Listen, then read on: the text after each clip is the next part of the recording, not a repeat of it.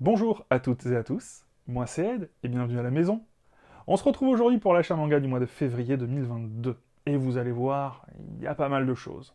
C'est pour ça que j'ai choisi aujourd'hui de me concentrer plus sur les sorties et un petit peu moins de temps réservé à ce qui est déjà en cours. Mais il y a une nouveauté aussi importante ce mois-ci. J'ai été contacté par le site Mangabox. Mangabox, ils m'ont dit Ed, on aime bien ce que tu fais. J'ai dit ah, c'est gentil, merci. Et on aimerait bien te présenter notre box. Je dis écoute, explique-moi. Ils m'ont dit voilà, c'est assez simple. Nos clients nous partagent leur collection, par exemple via leur manga collect. On regarde ce qu'ils aiment. Ensuite, ils choisissent le type de manga qu'ils veulent recevoir. Plutôt shonen, plutôt seinen, shoujo, ou si c'est des foufous, au hasard, un petit peu en mode surprise. Et à ce moment-là, on leur envoie une fois par mois une box avec à l'intérieur un manga qui leur correspond, qui va leur plaire par rapport à ce qu'on a pu voir avant, et surtout méconnu et qu'ils n'ont pas. J'ai dit, c'est pas mal, ça peut être intéressant. Ils m'ont dit, et en plus, dedans, on met 6 à 8 snacks japonais. Ah, mais j'ai dit, stop, arrête-toi là, tu veux m'envoyer de la bouffe vendue, on travaille ensemble. Prends-moi par les sentiments, commence par là, c'est ça le plus intéressant. Donc, on en parlera un petit peu plus au milieu de la vidéo, on en reparlera, on fera un point, et vous verrez, j'ouvrirai une boîte de chez eux. Évidemment, toutes les infos, c'est en bas, en description. Générique.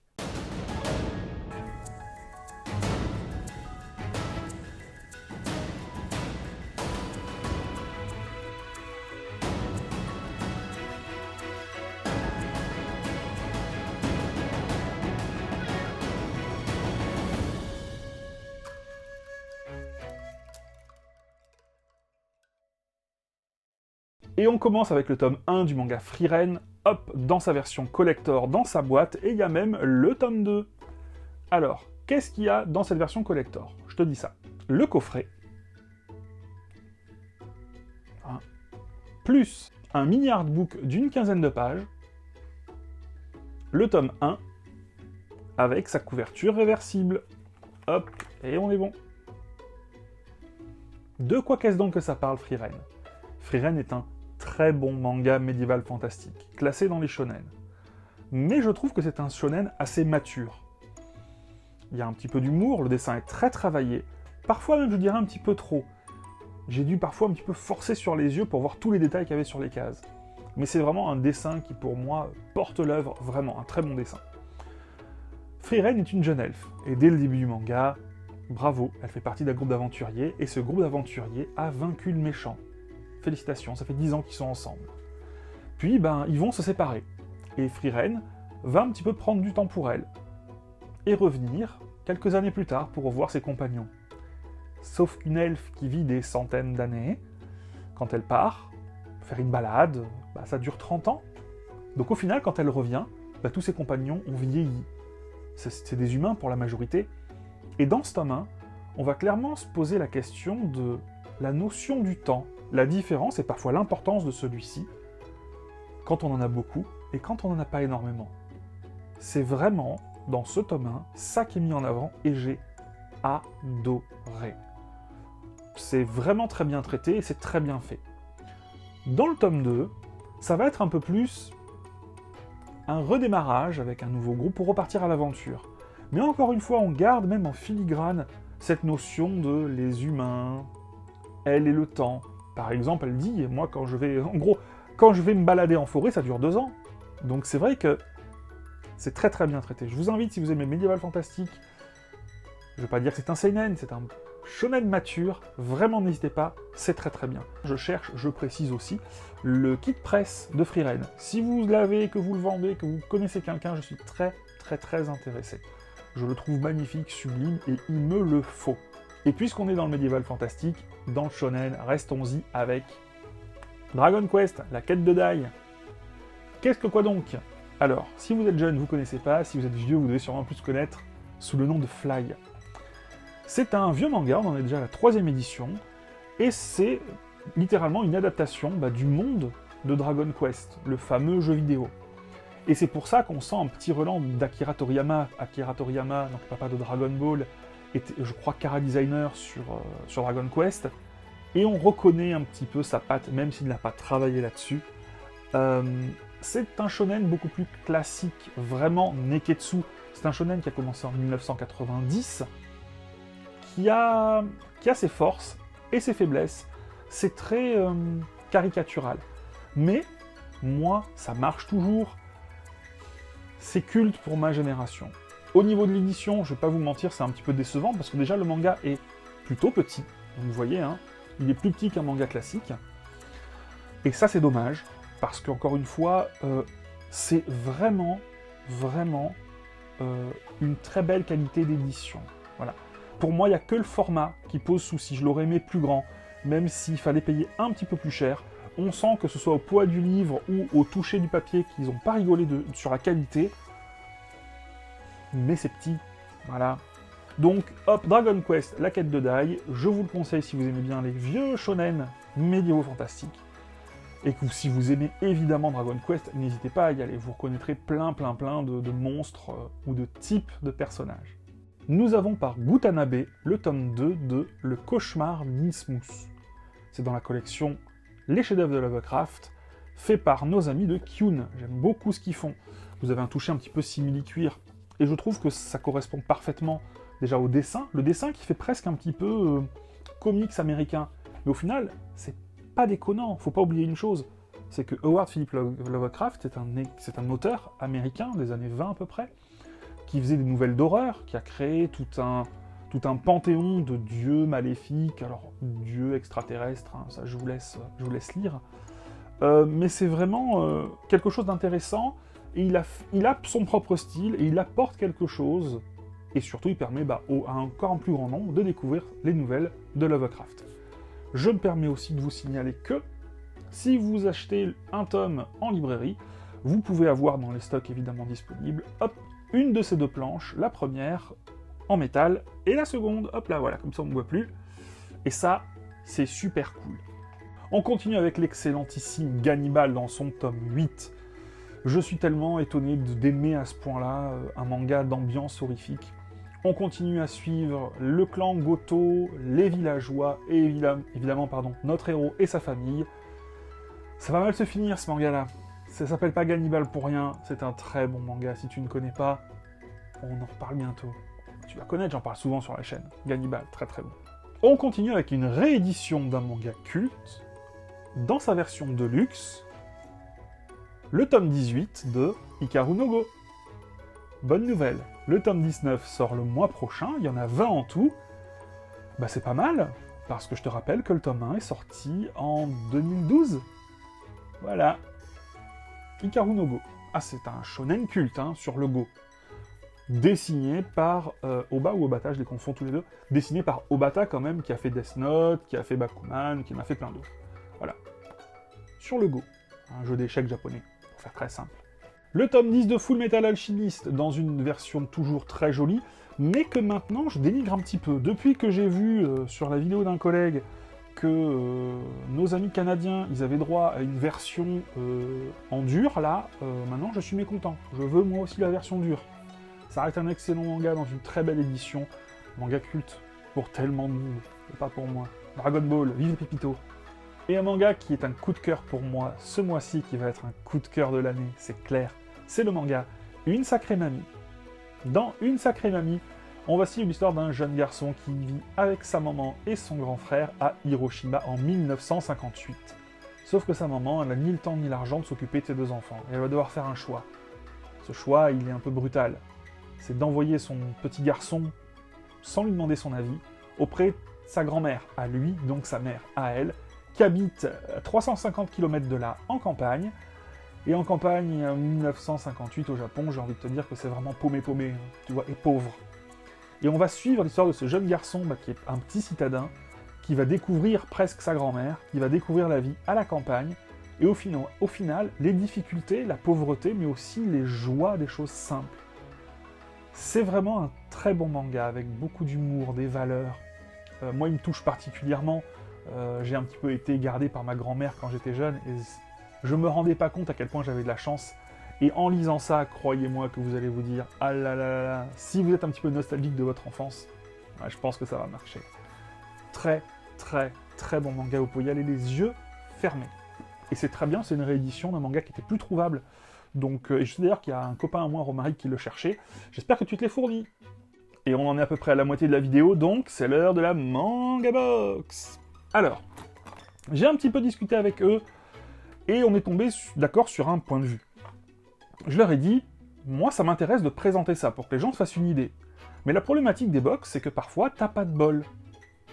Imaginons que tu m'envoies une box ce mois-ci, et que les mangas qui sont dedans, moi je ne les apprécie pas.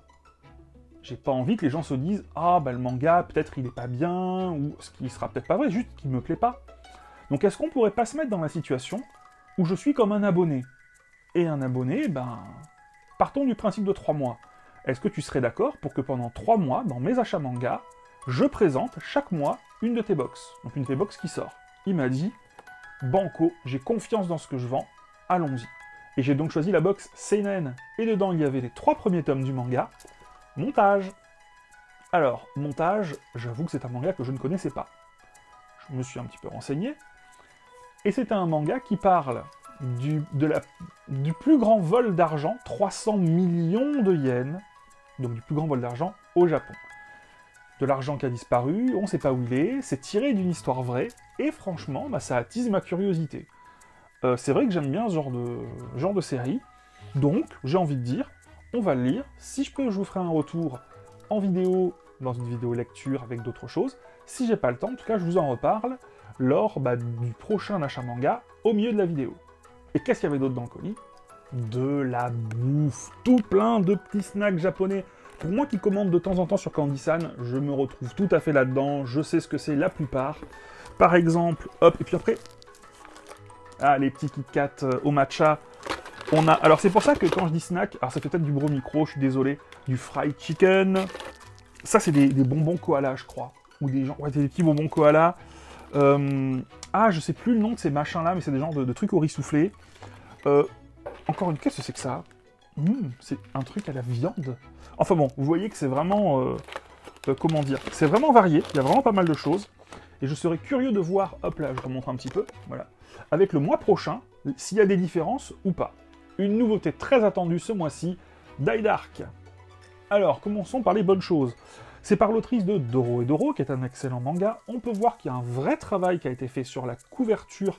Regardez, ça brille parce qu'en fait, hop là, vous voyez, vous avez la couverture de base, et ici, oh, c'est classe, vous dites. Je suis d'accord avec vous. Parlons de l'intérieur. On n'est pas déçu par le trait de l'autrice, qui est assez ressemblant avec ce qu'elle faisait dans Doro et Doro. J'ai même envie de dire que c'est un peu plus propre. Alors, elle a un trait assez sale où il y a de la matière, mais c'est un peu plus clair, voilà, parce que parfois dans Doro et Doro c'était trop chargé. En ce qui concerne l'histoire, c'est l'histoire de ce monsieur-là qui littéralement se balade à travers l'espace infini, sombre et obscur. Et en fait, il est pourchassé par plein de gens parce qu'il y a une légende vraie ou fausse, on ne sait pas encore, qui dit que si on possède un de ses os, son os peut, comme les boules de cristal, exaucer n'importe quel vœu. Donc on suit un mec qui est super fort et qui se fait traquer par des gens. J'ai trouvé le manga bien en dessous de ce que j'attendais. J'ai pas trouvé ça bon en fait. Si c'était pas par l'autrice de Doro et Doro, je n'aurais pas laissé sa chance au tome 2. J'aurais été peut-être plus virulent sur les mots que j'aurais employés. Si vous êtes fan de l'autrice, n'hésitez pas. Si vous ne connaissez pas Doro et Doro, attendez peut-être le tome 2 et 3 pour vous faire un avis. Voilà. Je sais que tout ce qui est région États-Unis, ils ont déjà le 2 et le 3, ça serait peut-être bien de voir un petit peu avec des collègues peut-être qui sont au Canada, voir ce que eux pensent déjà du tome 2 et 3. Voilà. Die Dark. Pour moi, loupé. Un one-shot qui était très attendu, Look Back, par l'auteur de Chainsaw Man. Hop, je vous montre ça, et de Fire Punch aussi d'ailleurs. Alors, on commence par les choses négatives. C'est très petit, c'est normal, c'est un one-shot, et c'est plutôt pas mal. Alors, il faut accrocher au style de l'auteur, qui a un style graphique assez particulier, mais c'est une très bonne histoire, un très bon one-shot. La fin peut être un petit peu complexe, c'est-à-dire que moi j'ai dû la relire, je le cache pas, la fin j'ai dû la refaire 2 fois calmement, parce que j'ai eu un petit peu de mal à comprendre dans la première lecture. Et ça me rassure parce qu'on m'a femme aussi, donc je suis pas si bête que ça. Ça reste un très bon manga. Scénaristiquement, c'est bon. Il sort de ce qu'il faisait jusqu'avant. Évidemment, enfin jusque-là, voilà. Je peux pas vous dire des choses sur l'histoire parce que c'est tellement fin que si tu commences un petit peu à en parler, tu pourrais spoiler. Donc, si vous aimez l'auteur, si vous êtes curieux, si vous aimez les mangas avec un bon scénario, une bonne histoire, n'hésitez pas, c'est vraiment sympathique. Et on continue avec Boys of the Dead. Alors, j'étais là comme ça, pépère, et je me suis dit, j'étais en train de m'acheter mes Dragon Quest d'ailleurs, je me souviens. Je me suis dit, tiens, un manga sûrement qui parle de... Je vois des gars qui creusent une tombe, qui regardent vers toi comme si tu étais dans la tombe. C'est bien fait, je regarde ici, il y a écrit zombie. Je regarde là, apparemment, il y a un zombie qui sort de sa tombe. Je me dis, mais ça a l'air trop cool. Un manga d'horreur et de zombies. Ma femme adore, je vais lui prendre. Bon, alors elle l'a lu. Elle m'a dit merci au départ. Elle m'a dit, mais t'as lu ça? Qu'est-ce que quoi? Moi, j'ai dit, c'est un manga de zombies, non? Elle m'a dit, ah non, pas vraiment, non. Les zombies, il y en a 2 qui se courent derrière, en mode au fond, tout au fond. Mais en vrai, c'est un manga un petit peu... tu vois le film Brokeback Mountain? T'enlèves Mountain, c'est juste Brokeback. Voilà. C'est un manga où il y a plein d'histoires courtes avec une apocalypse en fond et beaucoup d'hommes qui aiment les hommes. J'ai aucun problème avec ça, hein. Mais déjà, c'est pas ce que j'attendais. C'est écrit nulle part. Et ça me dérange, parce que c'est pas le produit que je voulais. Et surtout, rien que la première histoire, où c'est un gars, il en enlève un autre, il le viole, mais c'est pas grave, syndrome de Stockholm, il tombe amoureux, la victime tombe amoureuse de son violeur, voilà.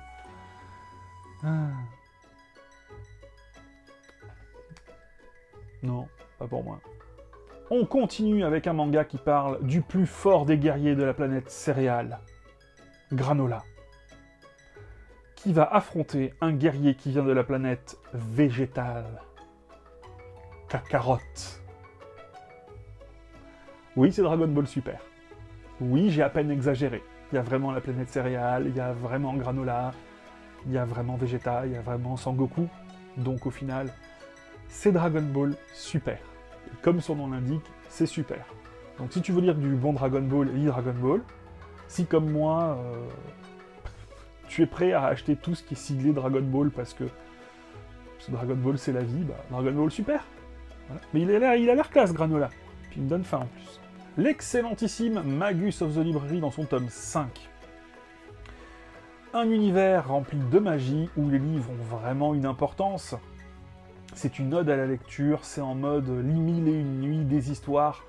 Les livres, c'est une porte ouverte sur le monde de l'imaginaire et de la connaissance. Et on va continuer à suivre l'histoire de notre héros dans sa formation de bibliothécaire. Alors, dit comme ça, c'est peut-être un peu particulier, mais on n'est pas sur un bibliothécaire comme tu peux le trouver dans notre monde. Et évidemment, le gardien des livres, ça serait peut-être plus classe.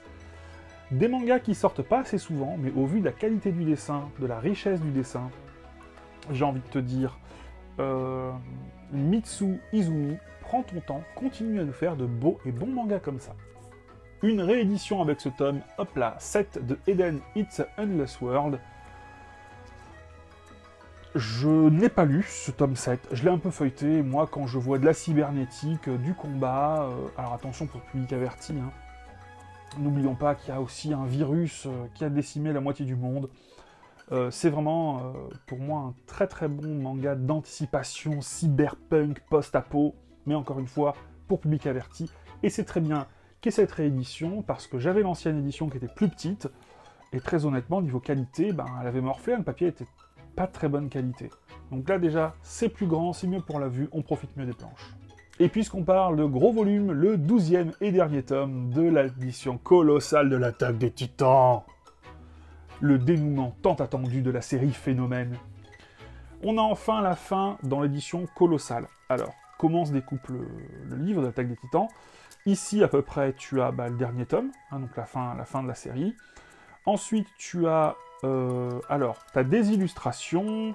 Tu as une interview de l'auteur, tu as un petit récapitulatif de tous les personnages qu'on peut trouver au cours du manga, tu as ce qu'on peut retrouver dans le bonus du dernier tome de base, qui est, je crois que c'est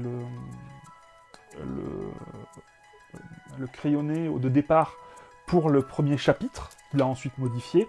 Et ce que je trouve très rigolo, c'est qu'à la fin, tiens, je vais te le montrer, voilà, c'est hallucinant, il y a un petit comics de quelques pages dans lequel tu as les Titans qui affrontent les mecs des Avengers. Voilà. T'as Hulk, t'as t'as Black Widows, Spider-Man, voilà. Donc, Attaque des Titans, tome 12, avec Spider-Man dedans. L'énormissime tome 2 de Lone Wolf and Cub. On reste sur la même chose. Un manga de samouraï, réaliste, avec des dessins un peu old school, il faut l'avouer. Mais si tu aimes les récits... Alors, j'allais dire historique, mais c'est pas historique, c'est réaliste. Et par contre, c'est vrai que là-dedans, t'as pas de fantastique. Hein. Même si des fois, le héros est un peu bourrin, lui et son fils, en vrai, c'est une référence du manga de samouraï. Mais attention, j'insiste encore une fois, c'est à réserver à ceux qui sont fans de samouraï, et à ceux qui... ou alors à ceux qui aiment ce côté très réaliste. Si tu cherches un manga avec des samouraïs pour, on va dire, avec vraiment ce côté de manga, peut-être plutôt sur d'autres choses comme Vagabond. Space Brother avec son tome 38, je vais pas te mentir, ça sort trop vite pour moi, j'ai décroché de la lecture, mais c'est une série que j'ai beaucoup appréciée, que j'apprécie. J'espère juste un jour vivre suffisamment longtemps pour avoir le temps de tout lire. Avant qu'ils aillent sur Mars. Je me suis lancé dans Drifting Dragon, tome 1 et tome 2. Alors, Drifting Dragon, j'y suis allé parce que tout simplement, j'ai envie de te dire, dessin magnifique. Voilà, tu vois ça, tu comprends, tu dis, mais on dirait du Ghibli. Un petit peu déçu par l'intérieur. Je t'avoue que c'est tout aussi joli, mais peut-être un peu moins travaillé, un petit peu moins de décor, j'ai envie de dire. Et ça, pour moi, c'est dommage. Ça parle de quoi, qu'est-ce donc? Tu imagines un baleinier, hein, voilà, un baleinier, donc un navire chasseur de baleines, sur l'océan. Eh ben là, c'est un dragonnier. Ce sont des vaisseaux volants, avec des gros harpons, qui chassent des entités volantes, qui peuvent s'apparenter à des dragons. C'est assez intéressant, j'en parlerai dans une lecture. Drifting Dragon. Deux mangas qui se terminent très bientôt avec le tome 21 de Kimetsu no Yaiba, Demon Slayer, et le 21 de Beastar. Demon Slayer, on connaît, hein, on va passer très vite dessus, bientôt la fin, et Beastar, pareil, on en parle aussi régulièrement. Suivant. Le tome 13 de Bakemonogatari. Est-ce que Bakemonogatari aurait le même succès si c'était dessiné par quelqu'un d'autre qu'au Great? Oui, moi je sais très sûrement, bien sûr. Tu veux voir l'intérieur, parce que des jaquettes réversibles. Hop là. Voilà. Un manga avec un chauve qui éclate tout le monde en un seul coup de poing. Non, pas Bruce Willis. One Punch Man avec son tome 24. Et on a aussi le tome 11 de Dead Demon Destruction de Inyo Asano. C'est un auteur particulier, Asano, quand même. Mais ça, c'est particulier. Hein. C'est un manga qu'il fait, et il l'a dit lui-même sur scène, j'étais là dans la pièce.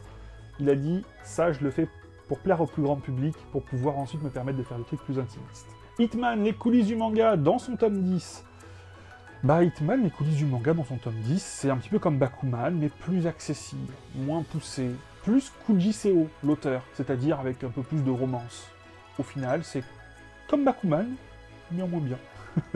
Non, plus sérieusement, c'est dans les coulisses du manga parce qu'on va suivre un éditeur de manga, et c'est très intéressant de suivre aussi ce point de vue-là. Kujiseo, c'est plus à prouver ce qu'il sait faire, c'est un bon auteur. Et voilà, j'espère que la vidéo t'a plu, j'espère que la vidéo ne sera pas trop longue, si ça t'a plu surtout, le pouce, si tu veux qu'on papote, c'est en bas que ça se passe, l'abonnement c'est le plus important, n'hésite pas à la partager, tout ça.